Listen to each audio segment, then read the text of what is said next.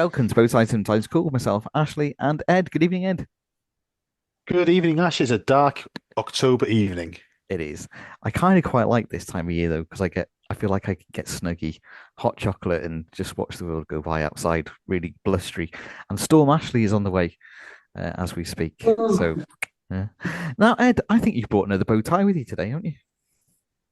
I have I bought the power behind the throne with me. I bought bought my much better half Hayley, who is a big Bond fan. Well, there we are, Mrs. W. okay, let's say that. Yep, As a big Bond fan, there's a certain Bond that I'm a particular fan of, but I yes. am, I'm familiar with the franchise from start to current. Yeah. I wonder whether that one is Jones the Bond. Is Well, that? it I might think be. I maybe. bring the shallow portion of the evening, and we'll come to that a bit later. Well, don't worry, you haven't heard me. You've obviously not been listening to me talk for the last 72 episodes. Don't worry about it, Haley. That's what I bring to these. So, and James Sylvester, we're joined by James Sylvester. Hello there. I am equally as happy as you with this time of year, Ash. My life isn't complete until we reach the Burr months, so I am delighted. It can be as rainy and stormy as it wishes. Now, it's also like bring a bow tie to work today, isn't it? I think you've brought a bow tie as well, haven't you, James? I have. At much urging and cajoling and requesting, I am delighted that the wonderful Mark Bowsher, who guested on our shows to talk about his books a few weeks back, has come back to talk about tonight's subject. Hello, Mark. Hello, everybody. Yeah, I'm very glad to be back. I feel like less pressure now. I'm not here to do an episode talking about myself and selling myself and stuff. And I think I hinted, and that was like, I'm happy to talk about Bond. It's fine. There's a vague connection to From Russia with Love in one of my books. So yeah, good to be Well, back. fantastic stuff. Well, I wonder what we could. I mean, we gave it away, didn't we, Haley? Really, tonight we're going to be talking about the Living Daylights. The name that means excitement is back. Bond. James Bond. That girl must be very talented. Shoot up. Believe me, my interest in her is purely professional. What is this? I've had a few optional extras installed. Wherever he goes, adventure follows. Two of our men are dead. Koskov's named you. Then I must die. Eliminate him. Kill him!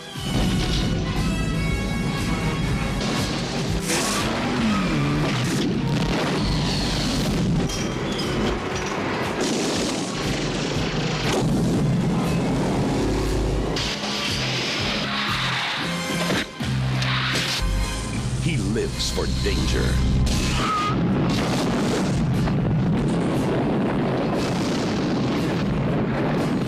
He lives for the moment. He lives on the edge. Whoever she was, I must have scared the living daylights out of her. James Bond, 007, The Living Daylights.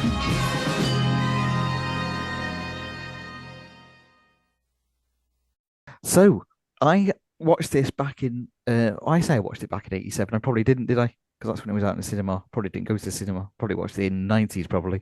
But did I like it at the time? No, not really, because Timothy Dalton wasn't Roger Moore, and Roger Moore was the main man for me. That's what I grew up with. So I was like, yeah, he's all right. My mum thought he was fantastic. I can't think why.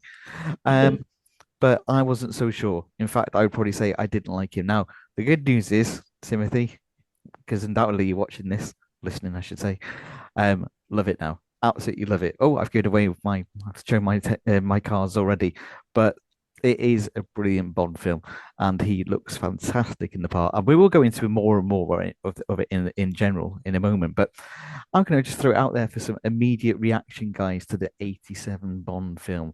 And we're going to start with, as I'm looking at my screen, James. Oh, bless you. Well, I'll try and keep it brief because there's a lot to go through in a lot of us, but it's probably, I won't say it's the best Bond film, but it's the one I feel the most personal connection to. I adore this one. And that's for nostalgia reasons and the way my life ended up panning out, and for writing reasons as well. I do recall the publicity around it. I would have been around 7 or 8. It was the first time you're consciously aware of hype around Bond and stuff like that. And I remember clips of Dalton and the ice chase being shown on screen. I didn't go to the cinema to see it then. It was a few years after that I did see it. But I was hooked by him straight away. And I'd seen Sean and Roger on TV before then, but there was suddenly a buzz, and for the first time I felt part of the buzz. I hand on heart, I could watch Tim Dalton, in an empty room, silent for 2 hours, and think it was a good film. There's nothing that guy can do that I think will be bad. But I think he absolutely imbibes Bond. It's a cliche to say Fleming's Bond because, as Ed, you're discovering with the books now, that Bond, literary Bond, is not a consistent character right through the run. He does evolve and change. So it's possibly too much weight put on that it's Fleming's Bond thing, but he does come across to me as I think, as my image of Bond when I read the books is, got one of the finest opening sequences of the series. I think it's the best introduction to a new Bond actor of all of them, including card table in Doctor No. I think that turn and look as 004 falls is tremendously done. Because of the Czechoslovakia connection, and for anyone listening, my wife's from Slovakia. It's just strange how things pan out. I always adored that sequence from the defection. I ended up studying political history and Cold War history at university years later. Met my wife in Prague, and when I started writing books, the first book I wrote was really, really with that defection sequence in mind. So the whole thing, the characterizations and everything, was based around that. The reluctant spy doing a job that he hates, but doing it very well. So on a personal level, though, I think it's 2/3 of a great Bond film. I think it lags a little when we get to Afghanistan, but I think it's amazing. And although it's probably not the best in the series, it's the one I love the most. I think that's a fair analysis. We'll get into it a bit more. I remember going back to you saying remembering the hype. What I do remember quite vividly is my dad gave me a picture cutting, like a little from a newspaper. It was in like the side columns of the new. I don't know what your dad gave you. Yeah. Anyway, back to it. Anyway, it was a picture of the new James Bond, and he goes, "Oh, here you are, you hold it." And that new James Bond was Pierce Brosnan, because of course Pierce Brosnan was signed up to this at one stage. But we'll come back to that later. Now who shall I move to? Mark, I think. Mark, what are your thoughts? I know you were quite keen, I think, to jump in on this film in particular, I think. Yeah, I mean, I'm a very big fan of this film. I've when I'm rewatching the Bond films, it's one that I'm always really happy to watch. And there's a lot of things about it, kind of story wise and stuff, that work for me really well. And I love the use of locations in it. And weirdly, I have a real love of the Afghanistan section, oddly. But I love that contrast between um, the two different kind of worlds when you go from the hot from cold to hot and stuff like that. It works me really well. It's really John Glenn as a director really getting into his stride with this film as well. I'm a very big fan of it, but without going into all the reasons why. And I think it's interesting because I think I had one interesting discussion about what makes a good Bond film, and I thought this film really doesn't fulfill that, but I really, really like it. It wouldn't quite be in my top 5, but it wouldn't be far beyond that. It's really, really love it. Mm-hmm. Well, we'll do some scores later out of 10. We always do, and then I'll work out the maths. Christ, Ed, there's 5 of us this evening. Can you calculate a cope with 5? We'll see. Hayley, Mrs. W. What are your thoughts on the Living Daylights? I think you know my thoughts on the on the Living Daylights. I mean, I was 15 years old at the time. And for me, it was a perfect storm of my favourite band, Aha, and this amazing man who was taking over from Roger Moore. And I came to it from, Aha were doing the score and a lot of publicity around Timothy Dalton. And I thought, hello, who's this? He's not Roger Moore, he's far more appealing. So that got my interest initially. And I just became, sorry, I just became obsessed with going to see The Living Daylights. And I eventually went to see it in Hastings on holiday with my family. And I was blown away at the time, possibly blinkered by, my fandom kind of thing. But I really enjoyed it as a film, and it was different to what had come before. This was a Bond that was more like the books, but not completely like the books. You take away the sexism and the racism and the problematic nature of Bond from the books, and he became like a Bond for a new generation. It was like a reset in very much the same way that it has been with Daniel Craig. So for me, it was something new and very, very appealing. And it really sort of kicked off my love of Bond, really. Before that, it was like a passive viewer. My dad had it on the other go. We all had to watch it. And this brought a new interest and even took me to the books as well. It's interesting you saying there about like a reset, because it's rumored, although where did I hear this rumor? But that this was, potentially going to be a reboot. It's going to go back to before he was even 007, a bit of a Casino Royale thing, where there's going to be another agent 007 who died, and then he took over that role. And you'll get started on Codename Theory. Let's not get. I think it's always been like tacitly implied that 007 James Bond is a code name. And each subsequent Bond is a different man. And with no time, the last film, what was it called? Yeah, no. The last film, yeah, No Time to Die. Yeah, No Time to Die. Yeah, I mean, I think that's definitive proof that it's. There's two of them, Ash. Oh, Jesus creepers. Well, the good news is I've got overall power of the mute button. So, should we unmute Ed maybe? Should we unmute Ed, see what he thinks? Oh, if he mentions code names, sorry, Hayley. If he does, right. Edward, unmute yourself and let's see what your gut reaction of The Living Daylights is with Jones the Bond. Jones the Bond. Well, I saw it in '87 at the now defunct Savoy Cinema in Llandudno, which is now a KFC. Who knew? Oh God, yeah.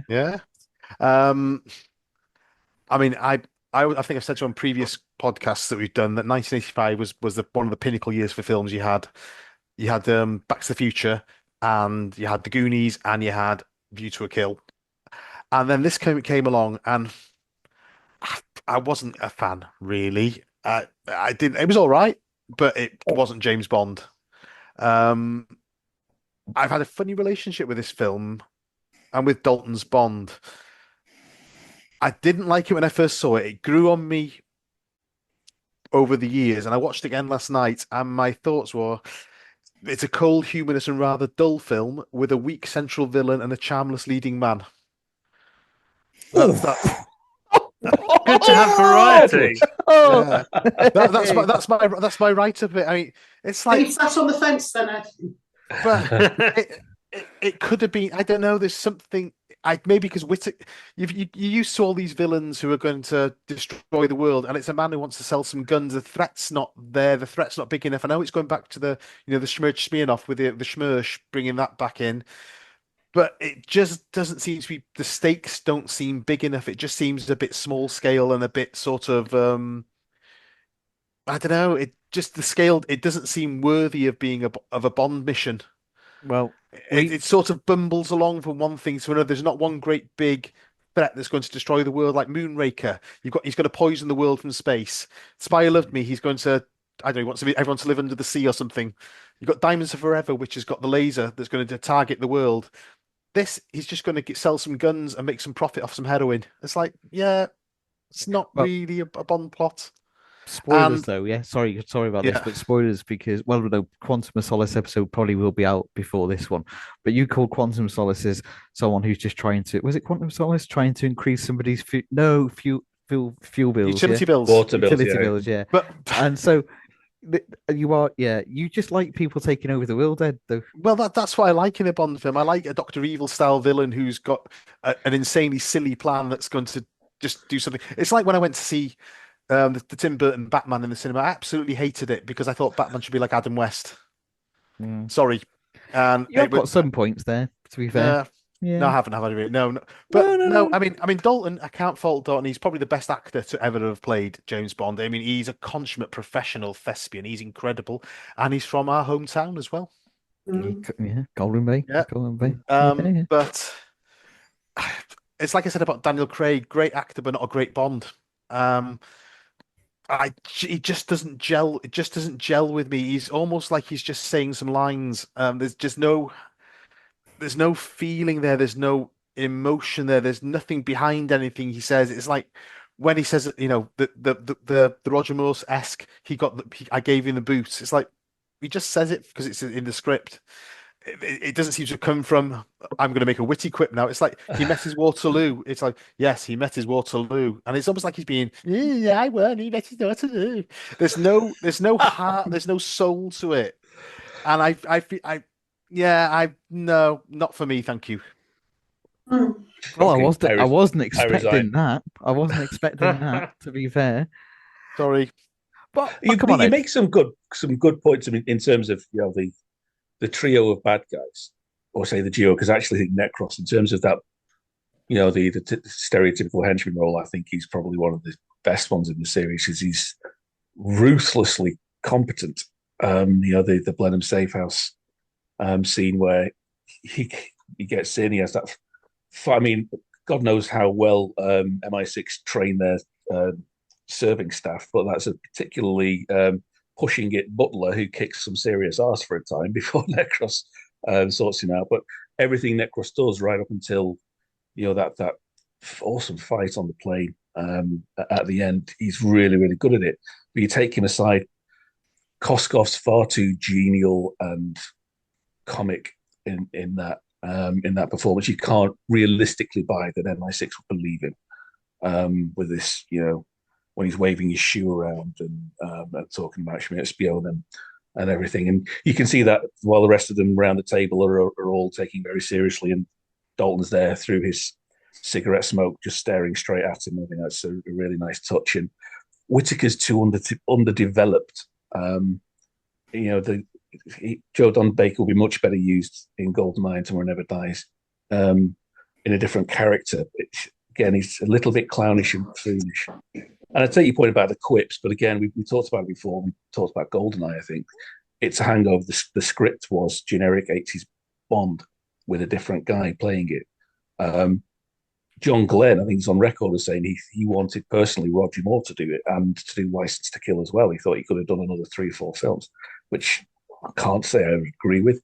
But that's what you had. You had generic Bond script and you have a new actor in it, and some parts of it aren't going to work that way. The same way GoldenEye has Dalton written all over it, portions of this have Roger Moore written all over it as well. So you make some valid points, although you're obviously fundamentally wrong in many others. Well, you're quite right. I don't, but having said that, I don't want to feel like we're ganging up on Ed. So let's just try and. I have to live with him after, so yeah. Let's go along with him. Yes, Ed. Yeah. Hayley, we'll come back to you in a second because I know that you're going to agree with me. Unlike Edward, Mark, what do you think? Let's start about talking about the film itself, though. Any sort of standout moments for you? I mean, even how it starts, really. Any thoughts on the pre-title sequence? I know you obviously though that you said that you'd like the Afghanistan stuff a bit more. I get really bored when any kind of action movie franchise spends way too much time in very civilized places in Europe. Because it's just I've seen so many things that are like sort of Vienna at the opera and stuff like that. And I mean, this does feature a scene in Vienna at the opera, and because I think that everything that is meant to be Slovakia is everything that it would have been Czechoslovakia is actually filmed in Austria. There's a bit where they like go away from the opera and like that's the scene from The Third Man, which is definitely you can see lots of the same locations. Like that's Vienna, that's definitely Vienna. It's impressive that they do something. Anyway, going completely off topic, but there are a lot of real standout moments. for me, but something I really enjoy in Bond films is when you get a good variety of locations. And I I get a bit bored, like I said, when they're sort of typical sort of European locations, they can look stunning, but I've always been somebody that's a real intrepid traveler. I like to go and see places that feel sort of a bit further off the map. And um, I love it when Bond goes to less typical kind of countries, and there are films like oh, the world is not enough. He goes to Azerbaijan, didn't expect that, and then him turning up in Haiti in Quantum of Solace. I love it when it's somewhere that's not, I think it's famous that Daniel Craig goes to Italy in every film apart from Skyfall, which and I love, and they some stunning locations in Italy, but I want to see other places. There are so many countries in the world, so I love the stuff in Afghanistan. Part of the reason I do particularly love it, and it is a connection to The Boy Who Stole Time, is that I spent 10 months traveling and absolutely loved it. I was like, I want to do more of this whenever I can, but then didn't have time or money to go away, so I went to Morocco and I spent 10 days in Morocco and I really wanted to go, really off grid and didn't turn my phone on for ages, which was unfortunate because then there was a terrorist attack in Marrakesh and my family were trying to get in touch with me. And I was like, I'm fine. I was like several hundred miles away. I was in Ait Ben Haddou, which is the location that they use in The Living Daylights. It's a mud brick town. It's used for all sorts. It's been in Game of Thrones and stuff like that. And I loved going and exploring that part of the world. It is beautiful. The Sahara is, serene, part of the world. So I love it when you get these sorts of locations. I don't think it's technically the desert. It's just the sort of scrubland that's outside of Ouarzazate, which is a sort of big town that is now, I think because Ait Ben Haddou has been used for so many locations, almost everything seems to be filmed in Morocco if they want somewhere that's not Europe, but not too far away from Europe. And I loved that sort of variety of seeing those sort of locations. And I think that John Barry's score really it's one of his grandest scores. Like there's only sort of little moments where it's particularly grand. I love that bit after he got the boot, that line. The music really soars and it feels really grand. I like this whole sort of subplot and stuff and all these back and forths and then there's a sort of revelation, but yeah, I get Ed's point because I don't just get that you know is it a big high stakes sort of thing. It's like Octopussy where I think like, sorry, what was the plot, what's the stakes in this? I've sort of lost what's going on, but I actually kind of enjoy it when there is maybe a sort of a smaller sort a threat that feels more real than just the end of the world, like Doctor Who would always do. Oh, then the entire universe, then all of reality will be destroyed, and get a bit like it's not really real anymore. I know these are never real, and you enjoy the over the topness of it, but I like it. It's got some sort of grounding in reality, even though I can't keep track of who's who and what's going on. Then the Mujahideen are in there, and you're like, sorry, I'm just trying to work out whose side I'm on in this morally. But yeah, I think I have a real love of those kind of settings that are not typical Europe, and the desert cinematography is stunning. I think when you're in the desert and you get clear days almost the whole time and this stunning landscape, it's difficult not to get stunning cinematography out of it. And a moment I love that is really, really it encapsulates what I love about Bond is that moment where they've just done the silly cello sort of thing, which I think is so much fun. And then it cuts to Tangier and you hear the prayer call, and it's just a complete contrast. I always use that as one of my favorite examples of I love it when a film has a real contrast of stuff. And John Glenn's a director who likes to cut things really sharp, with lots of his cuts, and yeah, that works for me. And the other thing I was going to say on quips, I think Ed's on to something that he's doing all these quips and Dalton doesn't seem comfortable with it. And I think License to Kill they work it better for his humor, and even things like him saying "Shut the stop the turn the bloody machine off." in License to Kill is kind of funny. It works for me, even though it's not a quip. But oddly, it has my favorite kind of one-liner in it, um, because it's not that the one-liner's any good. It's just it goes with the dramatic moment. I love that he got the boot line because I never really liked them. I feel like Shocking in Goldfinger is that perfect one-liner. One word, done. It's absolutely perfect. But then often I feel like they keep trying to think of something. What else can we do? And you just run out of things. So I like the fact that this one is a kind of interrupted. It's not the point of the scene, which kind of makes it funnier that it's just really really stupid. And yeah, that and the music and stuff like that. But rewatching it, I did think, wow, Kara looks away from the controls for about 2 seconds and then she's about to crash it. And you're like, did you have enough time to cock things up so badly? I guess things go wrong very quickly in a plane, but yeah, for that reason, I really enjoy the he got the boot line because it's interrupted. What happened? He got the boot.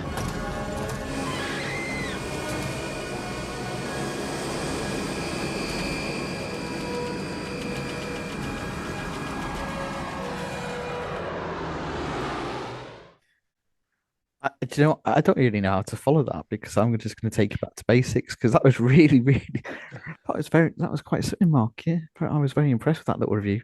Not as quite as concise as Ed's review, which you could probably get on the back of a magazine or on the DVD cover. Like, doesn't It's mean valid it, though. rubbish, 1 star, Edward Watkinson. So yeah, but we'll go Ed's with got it. some fair points, though. I think it's fair, and I think I think there is that thing of the thing I was hinting at earlier was that there are. I saw a discussion once about Bond. Oh, to have Bond, you need the perfect trilogy of stuff: a good Bond, good villain, and a good Bond girl. And I thought you could argue out that this one doesn't have two of those, and then Ed's clearly not keen on the third of those. But then, to be fair, all Bond films surely have a good Bond. And then the only one I'd say is particularly contentious if people don't like, you know, George Lazenby, who's someone I've become accustomed to his face. He's in a fantastic film. The final scene's great, so I enjoy him in a way. But yeah, I want to be respectful for Ed and his dislike of it. I think it's valid. We can. You don't have to be.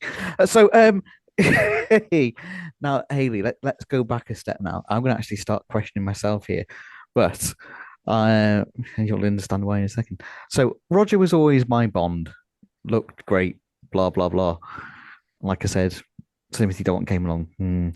Now, as I've grown older, looking back, he's quite a handsome chap, isn't he? To be fair, really. And if you look at the first 20 minutes of this film, well, all the film really, but certainly the first 20 minutes of it, exceptional. Fantastic opening sequence. I was going to say does most of his own stunts. I mean, he was on top of a Land Rover. Land Rover did have like side stuff on it. So, I mean, obviously it wasn't as dangerous as it could have been. Then you go straight into the whole thing where he's in his tuxedo, and then that little pulls the lapel across to turn into sniper mode. Yeah. And looking pretty good. There's a sniper. What's he going to say? He talks about the line? Something about 10 seconds, plenty of time to make strawberry jam. It'll take him about 10 seconds to reach us. Plenty of time for a sniper to make strawberry jam of him.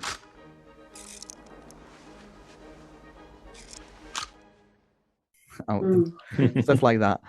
And he's using his special bullets because they wear armor, and he's very, he's the killer role in this one. And he looks fantastic in that. A bit later on, less so. There's a few things I don't like. Oh, actually, there's one thing I don't like in that beginning sequence.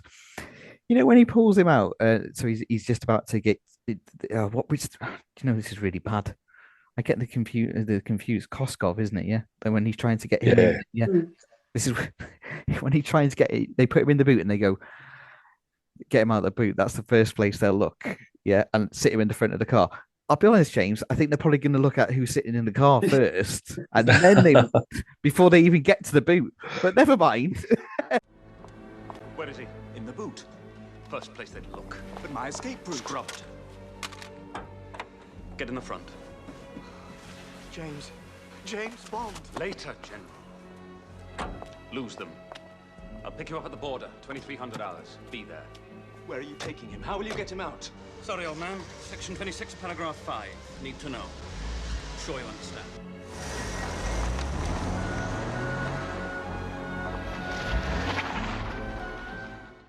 But apart from little things like that, I just love those first 20 minutes. So really, after all that build-up, what I'm going to say is, Hayley, how do you think about Dalton looking as Bond then? Is he a smouldering man for you as Bond here? As anyone who's looked at my Pinterest will know that I do have an interest in Timothy Dalton. But I think as a 15-year-old, that really was the hook. That he did look so incredibly good. And I was probably a bit biased when I watched the film. I was very biased when I watched the film, to be honest. But with the benefit of years, I still think he's an incredible looking guy. I think he's an amazing Bond. But when it comes to the Living Daylights, I think it jars very much. He gives these not very often like witty one-liners that are completely lost. The boot line crashes straight into basically what's going to be a crash. There's no time to enjoy it or raise an eyebrow or even to consider, well, actually, he's just told a joke there. It's like, oh, look out, Cliff. And, it's over. So he's kind of at odds with the rest of the film. He looks like he'd shoot you rather than talk to you. And he's having to deal with the likes of Koskov, who's a clown. So he feels a little bit at odds with the rest of the characters in the film. I think Roger would have had more fun, but I wouldn't have enjoyed that as much, I don't think. I think it was, at the time, it was ready for a reboot. A lot of people didn't think it was. I remember the premiere, people in the crowd saying, oh, Roger Moore's better. And he was very much a different Bond. He was a Bond that bore no relation to the books or anything that Fleming had imagined. And it becomes something very, very different, I think, in the gap between Lazenby and Dalton. So it was kind of a reset. But I just think he's amazing. He's just, he's not just good. He is a good actor. You can see his theatrical credentials. And also in interviews and things like that, he just came across as not taciturn, but quite a shy man. I don't think he's designed for the big, the big bright lights of Hollywood that ultimately come with the role of James Bond. But yeah, I just thought he was amazing. Like I said, watch him in an empty room. I would pay good money to watch him do anything in an empty room. And then License to Kill, they spoiled his hair. So, that changed things a little bit for me as well. But The Living Daylights for me is a perfect film for my youth, my teenage years. Aha, and Timothy Dalton, and a really good fun story that you can poke holes in now with hindsight. But at the time, absolutely loved it and watched it endlessly. Yeah, you talking about his acting credentials there, you can kind of you can sort of see it even from like the initial press conference that he did. It's kind of like, oh, well, I managed to get. I'm an actor. Yeah, I managed to bag one of the biggest roles in the whole world that everyone will watch. But at the end of the day, I'm just playing James Bond. Almost like, do I have to do this press conference? Yes, yes, Timothy. That comes with the territory. You're probably going to be one of the, you're playing one of the most famous roles ever. But I don't think he was ever really interested in that pizzazz stuff. He just wanted to play James Bond.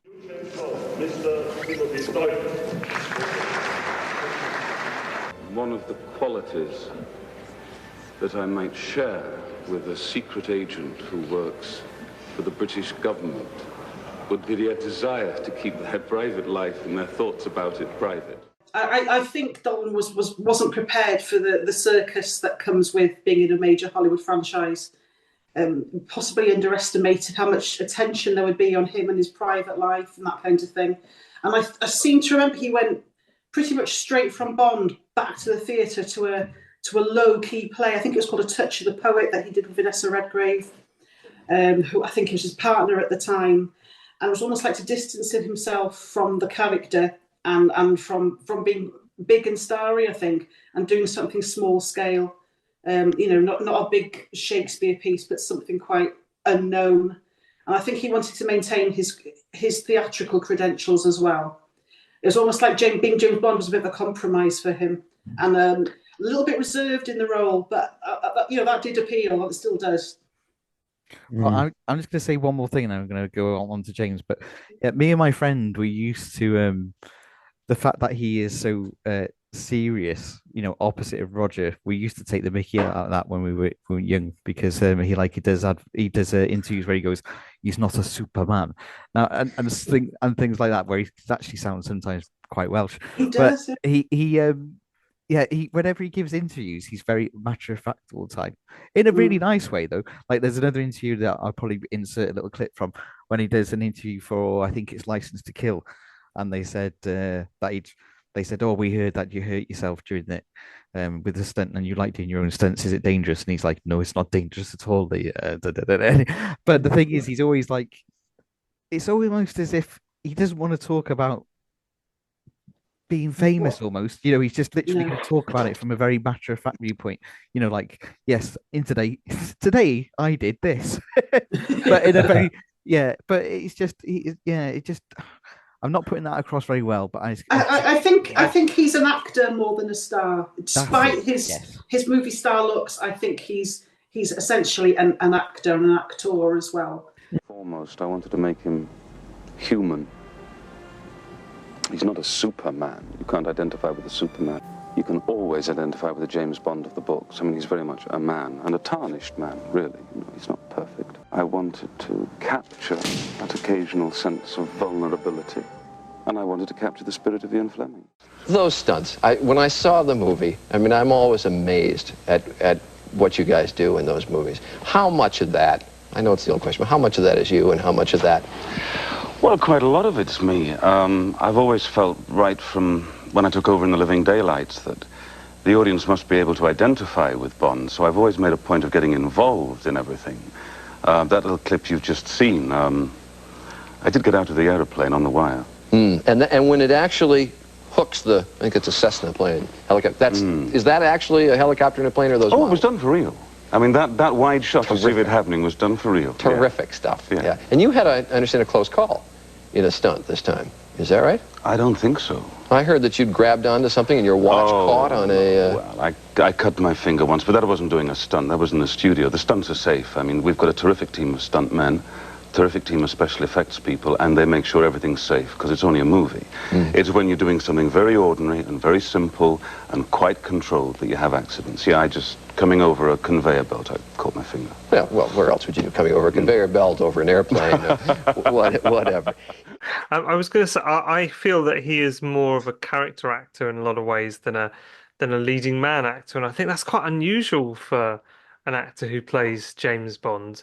Because when I think about the roles that I've enjoyed him in most, are things like Hot Fuzz and Penny Dreadful, and they're very character actor. And I think he always wanted to be that sort of serious actor, but not necessarily the leading man, unless the leading man is really interesting and conflicted and stuff like that. And I think they had their heart set on him. According to IMDb trivia, they asked him to take over after You Only Live Twice, and then they asked again, like when it came to Diamonds Are Forever time. And I think even Octopussy they had asked him. They were desperate, and I think in the end he was just like, "I'm getting on. It's a paycheck. Maybe it'll be good for my theatre career." I do wonder if he just caved to pressure and thought, "It's money, it's profile. Why not?" An actor who has long been high on the list of candidates is Timothy Dalton, who is first approached for On Her Majesty's Secret Service. Cubby did want him very much. He thought he would be a splendid Bond. I was about 24, 25 then. Had a good career as a young man in films, having done The Lion in Winter, Cromwell, Mary Queen of Scots, Wuthering Heights. And Mr. Broccoli very kindly asked me if I'd be interested. But when he came in for the interview, Timothy himself said, "I just think I'm too young for this role." I think Bond should be between about 35 and 40. And as a 25, 26-year-old, it would not have been right. He wasn't ready for it, obviously. And his subsequent roles have always been much lower key, like you say, more character pieces than leading man. Well, I think he's just... Sorry, go on. No. I was just gonna say, go back to go. Yeah, it just makes me laugh how serious he is, though. And I'm going to go back to what I was talking about with my friend, and we used to just take the Mickey out of him. And sorry, Tim, but yeah, he just really is. Even when you look at like Flash Gordon, he's so serious in Flash Gordon. Like He's Flash in a different Gordon. film. Yeah, it's like Flash Gordon is so comical, and he's there, like he bursts in that room and he goes, "What was it?" So he shoots them and he goes, "You bloody bastards!" And it's like he's giving the performance of his life. Freeze! The bloody bastards! He's there, Prince Baron, and he's gonna kill you. But you can't fault the man for giving 100%. It's just it doesn't work. He'll bring that to every character he plays. He is completely that character, and he will nail it. I just think he's a very private guy. He's an actor, and how he expresses himself is through his characters rather than through somebody sitting down and talking to him, which I've every sympathy for. I forget where I read it, but I did hear when they wanted him for this one, because he was cast, or they wanted him and then he was unavailable because he was doing Brenda Starr, and then he got Pierce, and then Pierce wasn't available, and they went back to and all of that circus. He only wanted to do one film. He said he saw the role as being like Hamlet on the stage, where an actor will come and give their performance, and then a new actor can come and give their performance.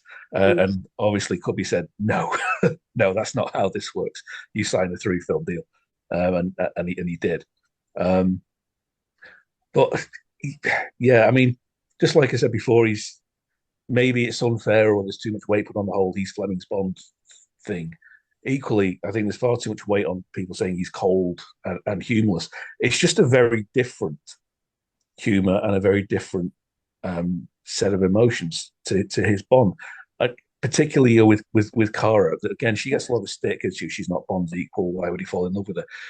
It makes sense contextually in the film. He's presented from the off as being a world-weary guy, sick of his life, sick of the job he does.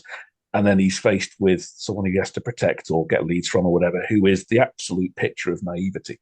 So it makes sense that from an almost paternalistic point of view, he will care for her and he will see in her the innocence that he's lost.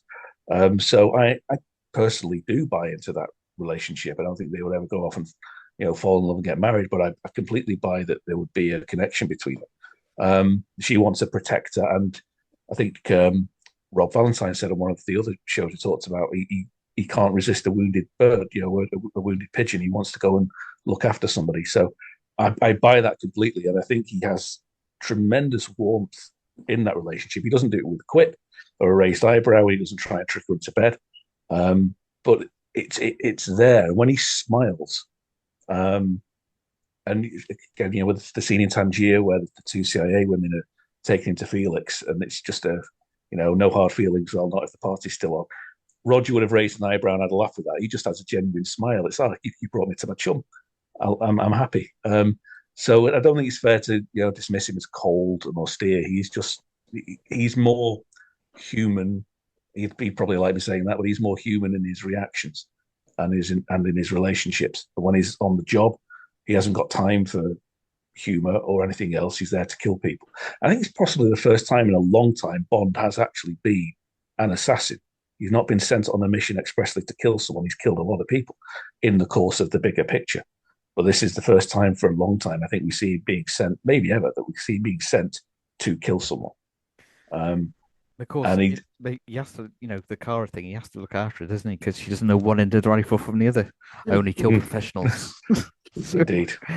Whoever she was scared the living lights out of her. Just thinking a bit here. You see, I'm coming back. I'm coming back in. Brace yourselves.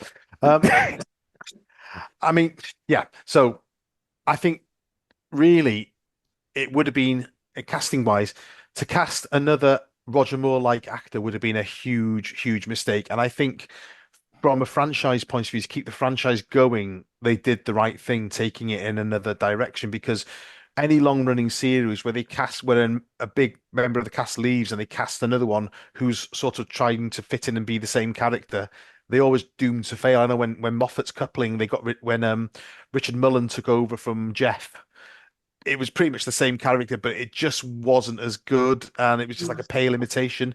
So if they had cast Roger Moore Mark II, I don't think the film would have gone beyond one more because it's tired, it's boring. We don't want someone trying to be Roger Moore. So I think from a point of view of being fresh and new and injecting new life into a franchise, they've absolutely done the right thing. Wasn't to my particular taste, but to keep this, we wouldn't be having this conversation here now if they hadn't made that decision back in 86, 87. And that's a very good point, Ed, actually, to be fair, because I don't think anyone else could have done the Roger thing, really. And then maybe that's why maybe he inadvertently made Pierce even more popular as well, because Pierce is like a little combination of them all. He sort of rolls them all into one. I mean, Pierce Brosnan, let's move on to that for a second then, because we know that there's plenty of stills out there. I can't say that I've seen any video footage, but there's stills with John Glenn and Broccoli and what have you, where he's there with the 007 clapperboard, signing contracts and what have you for it. But then obviously last minute didn't get it because of Remington Steele. Let's think if Pierce Brosnan had been in this one just for a moment, talking about Living Daylights, how would you feel that would have gone? We'll go to James, because James is looking a bit puzzled. What do you think? I don't think it would have worked. I think Brosnan was perfect for the 90s, but at that time, he was a little bit weak at the knees in terms of, not say his acting ability. He's always been a good actor, but in terms of his own self-confidence, I think physically he was a little bit weary. Is maybe the wrong word, but I wouldn't have bought him as Bond from that. And it would, I think, to your point, Ed, I think it would have simply been an attempt to be Roger again and to follow in exactly the same path. And audiences were getting tired of it. View to a Kill, there might be a multitude of reasons behind it, but it did an awful lot less business than the few that had come before it. And I don't think that style of approach, when other franchises and other movies of the era were taking a harder edge to things, even if baby steps towards them, it would have become a parody. It would have become Austin Powers without the in-joke. So, although I'm glad Pierce got it in the 90s and he did a great job with Bond, I'm glad he didn't get it then. I would like to have seen it, but I think it would have probably killed the franchise. But Pierce was up for it, I think. Well, clearly, he would have been up for it. He's actually been up for it since. Apparently, he's wanted to do a spin-off with Tarantino. Wasn't it Tarantino who suggested they go back to the 50s and do Casino Royale?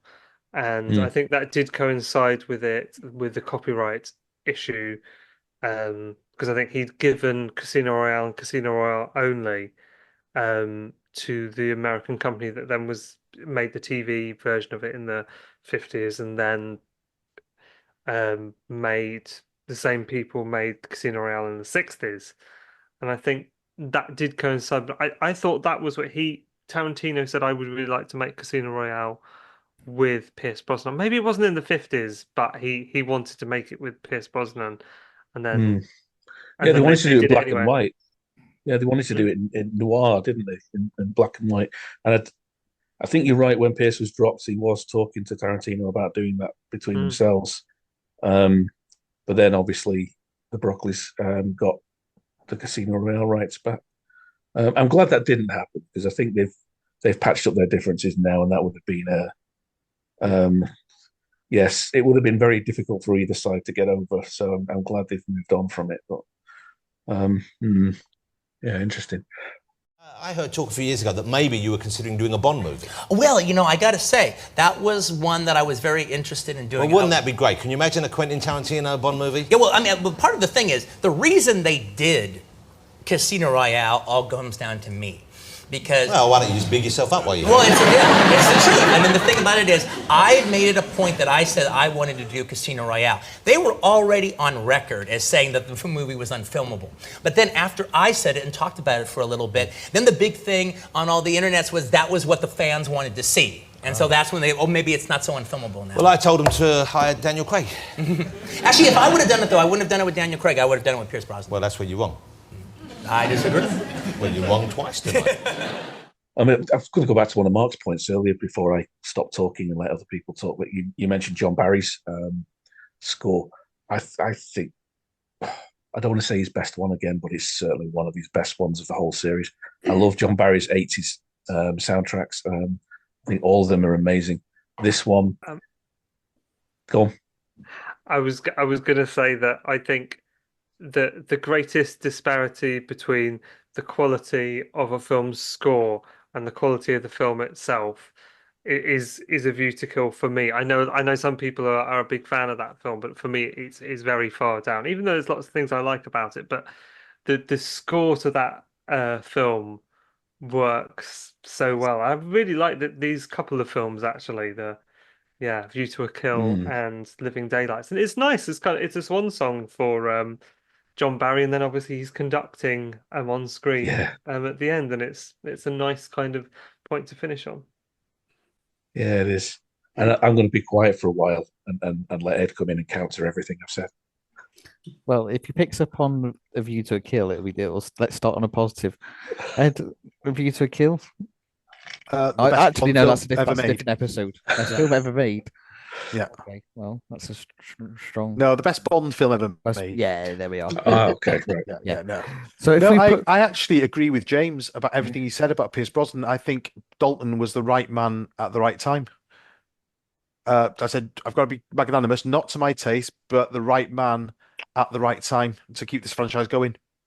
So you don't think Pierce would work in the role at this particular time? Trying to visualize him in this film, it just wouldn't work. No, I don't think so at all. I think he came to it at the right time. I think also, I don't think Pierce Brosnan, even though they were so determined that Pierce Brosnan was a great choice, I think one of the things that has made him work so well is that Martin Campbell knew how to work with him. I think he knew exactly how to get the right amount of restraint from Pierce Brosnan, and I think there's a level that just works perfectly with the humor and the drama and stuff in Goldeneye. It slowly expands, and then by tomorrow by The World Is Not Enough, which I love, but I can see him sort of having to do some more flexing acting muscle stuff. Like, actually, you worked better for me when you were more restrained in Goldeneye. So I do feel like, he might have been slightly too early in his career, but I think that pairing of Martin Campbell to put the stamp on it in his first film, is part of the reason why his Bond worked so well. Mm-hmm. And Hayley, what do you think if we extracted Timothy Dalton from this film? I know it would be devastating, but just say that we put let's put we'll put Pierce Brosnan in there, looking probably how did you describe him, James? Well, he was in Remington Steele. I mean, if you watch Remington Steele, he's physically not quite as he's not as imposing. He's not old enough. He's not old enough. He's matured appropriately by Goldeneye, and he looks the part. And I think he would have been like a guy trying to look the part in Living Daylights. Well, that's your thought, James, but I'm more interested in what Hayley's thinking. So, I'm joking. I'm joking. Well, to be honest, I can see Roger Moore in The Living Daylights, and I think it was probably intended for him originally. I can see him in pretty much every sequence. A lot more flippant and a lot more, what we come to expect from the 70s Bond. But then again, I could see Pierce Brosnan in License to Kill. I think he'd have carried that off well, but neither as well as Timothy Dalton. Right person for the right time, right man for the 80s. It's they're a curious couple of films. They kind of sit separately from everything else, I think, until Daniel Craig, who is a similar kind of Bond. A bit more of a physical edge, but equally a ruthless killer. I mean, straight from the off, it's a totally different Bond, isn't it, really? If you think of the pre-title sequence. Yeah, I feel like that's almost a bit wasted, really, because I've seen, at the very beginning, you got the 300 agents. So what is it? 2, 4, and 7, is it? Yeah. And they're on the plane. Now, I've seen stills from that, and Timothy Dalton is in one of those people in the three that you don't actually ever see his face. And I do feel, well, I can understand why they did it from a film viewpoint, because they were wanting to build up didn't want to have the reveal. Almost seems like a shame though, yeah, because I thought you could have just got three guys just to film that on the day, couldn't you? Any old three Yeah. guys. But apparently Dedication that is, it is, yeah. to stand there in a mask for, for yeah, how long it took. yeah. But I think they were talking about, was it they were like, oh, they had one guy who they tried to make it look a bit like Roger, and the other guy who they tried to make look like George. I was thinking, really? But I Didn't don't pick think Sean. I don't remember. No. Yeah, I don't know. I'm not sure about the other guy. The first, yeah, one of them, yeah, maybe see Roger, but yeah. And then Tim comes along, and straight away he's like a brand new Bond.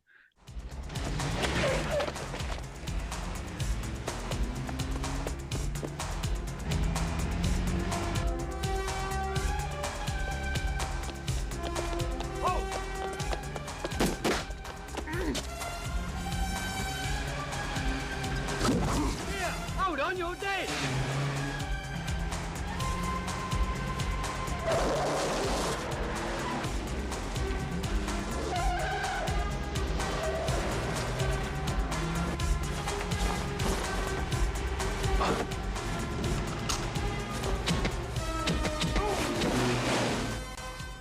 Because even though Ed loves View to Kill, and I feel like I'm picking on Ed, the most that Roger did in that was, and the most famous, what was the best scene in A View to a Kill where they had the music, the Bond music come to a crescendo when Roger comes down the fireman's ladder.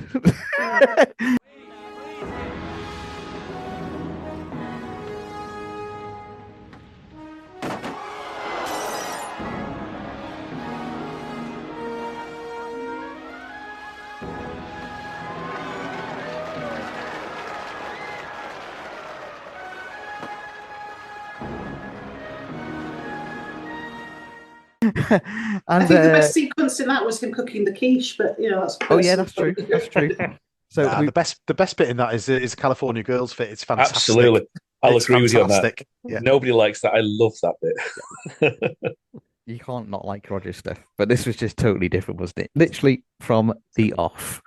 I think there's just a moment where, like, I always think it's interesting to try and work out at what point you just can't imagine the person before in that role. I think Roger, because they did those first two written for Sean Connery, it takes you a while, and even on Her Majesty's Secret Service, you kind of could see how, obviously there would be directorial and acting decisions that were different, but that final scene when he's crying, you're like, I just can't see Sean Connery doing this. Where it takes to all the way for Roger Moore, it takes till all the way until there's probably some scene in The Spy Who Loved Me, but those first two films, you could imagine Sean Connery, but then there was a point early on in uh in The Living Daylights when he's done the parachute stuff and then he lands on the thing and there's that like, oh, I'm having such a terrible time, Margot. I wish I could read a real man.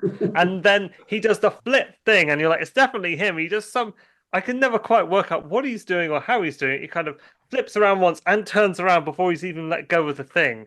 And I'm like, yeah, okay, I can't see. Roger Moore would have died doing that. And there is a moment when he does that and he does the turnaround and like, I am straight, aren't I? There's a very hot post on there. It's there's that sort of. I think the scene afterwards when he's doing the assassin stuff is the stuff where I can't imagine Roger Moore doing it. If they'd done the parachute thing, they would have adapted it, and he wouldn't have done the flippy. But that is a moment when you're like, yeah, I'm not watching Roger Moore anymore, am I? I love that scene. I mean, she must be a very difficult woman to please. A jeep's just exploded above her head, and she's criticizing how boring life is. Even that, the nonchalant way in which he says the magic words, it's just, yeah, it's my name, Bond, James Bond.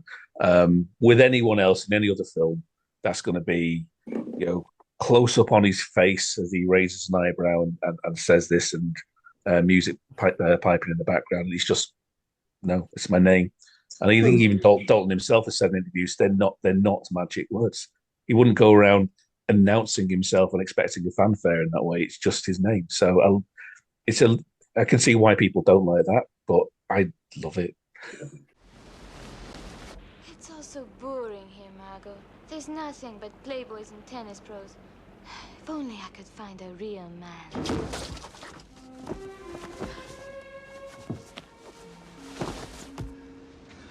I need to use your phone. She'll call you back. Who are you? Bond, James Bond.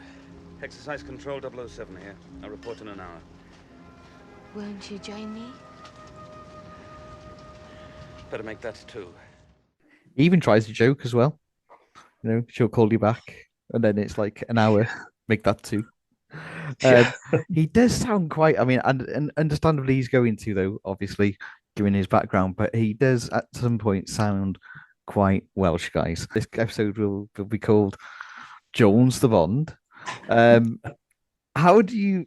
So we've had so far we've had a Scottishman, an Australian, an Englishman, and now a Welshman playing Bond. Any thoughts on that, guys? I do like just you get it occasionally, just a little rasp on some of his delivery. I quite was like born. it. He was born in Colwyn Bay, but he doesn't identify as a Welshman at all. I think is he Derbyshire or something like that. But he does sound strangely Welsh for for somebody who was only born here. So I don't think he considers himself Welsh necessarily, but he should.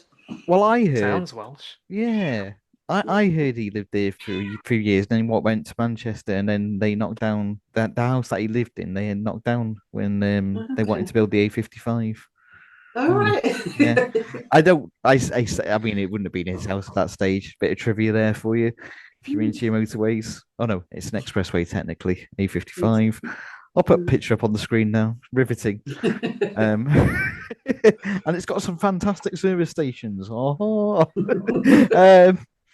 But yeah, if you go back to that Alan Partridge, which we should do one day as well, where he's there and he's like, Lynn, yeah, and she talks about the less important ones. And it's like, oh, Lynn, I'll be which are the less important ones? The Welsh ones.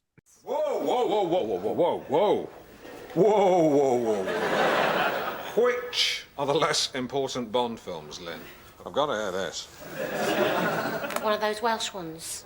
You mean the Timothy Dalton ones? He didn't play it as a Welshman. He didn't say the name's Bond. Jones the Bond. 007. License to Kill.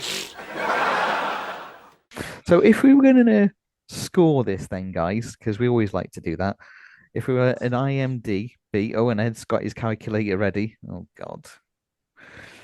This will be interesting. Right. So we're going to score this out of 10. So, James, what would you say out of 10?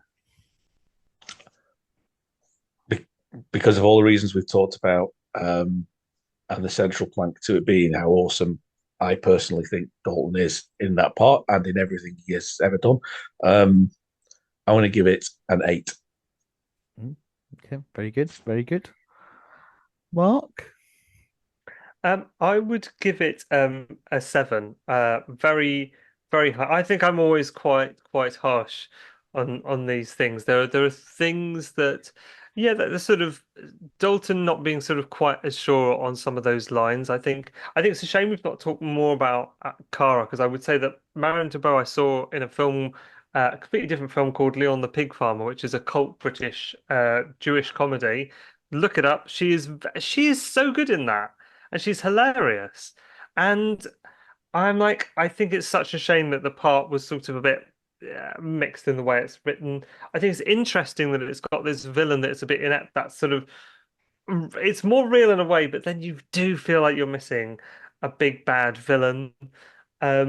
But between all of that, I like that it's not just sort of Roger Moore going from one place to another, that there is a story and a plot and the characters and the interplay. And I love that scene where Bond reveals, as he realizes he's been drugged, that he is the person that shot her and all of that. And I think even better is the scene with Pushkin in the hotel room where he pushes him onto the bed and all that sort of stuff, and then it ends with Pushkin saying, "Then I must die," and all of that is stuff where like, no, I just cannot imagine Roger Moore in this. I like this harder edge, and I love lots of the stuff. I even love that we've got nothing to declare bit. I think that's hilarious bit.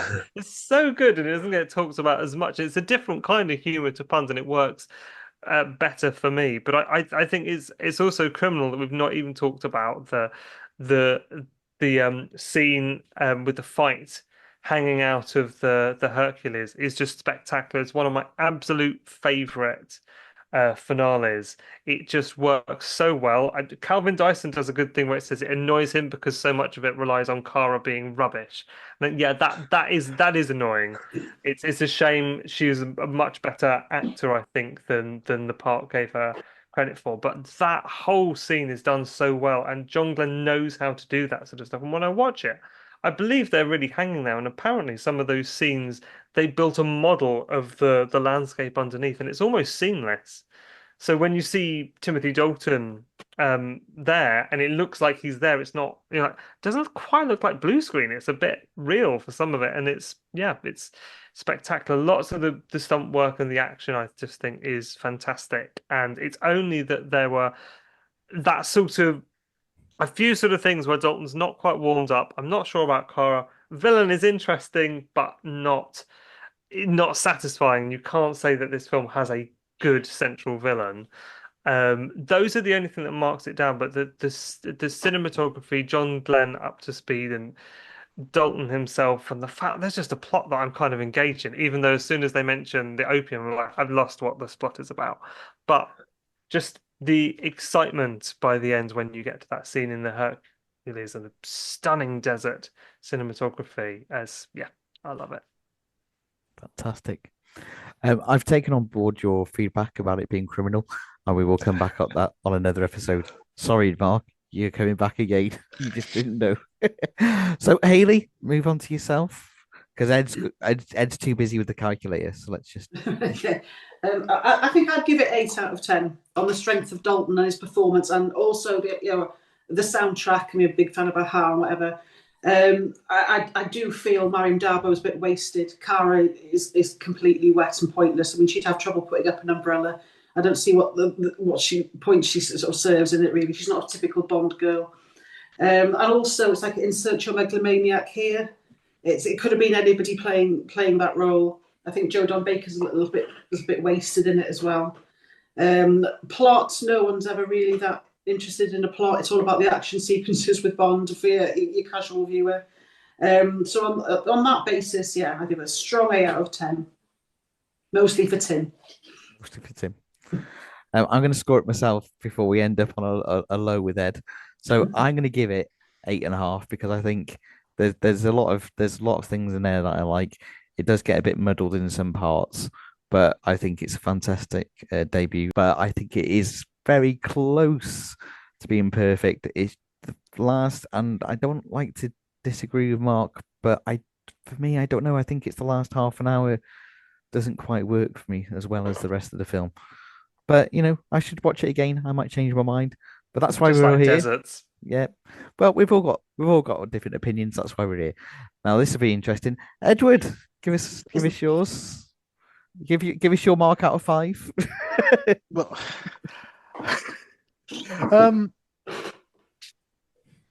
I feel really mean now. But it's a film. It's never really. I've had a strange relationship with this film. It's never really done it for me. I've tried to like it, and it's just there's some really, really good things like Timothy Dalton, even though I don't think he's a great Bond, he's a really amazing actor. I mean, he makes the character his own. He makes it completely different, completely new. So he does wonderful things with essentially in films a 25-year-old character. So he gives it a completely new take. In the way that sort of Jodie Whittaker did with Doctor Who, she just took something and made it her own and made it completely different. So he makes it. He's a really, really good actor. It's just that his characterization is just not to my taste. Love the score. I love the Aha theme song. It's one of the best. Cinematography is fantastic, but to me, unfortunately, it's plot for everything, and the story just doesn't do it for me. It just seems too small scale and po-faced and humorless. Sorry. So I'm going to give it 4. Sorry. Well, that's kind of pretty much Outrageous. what I was.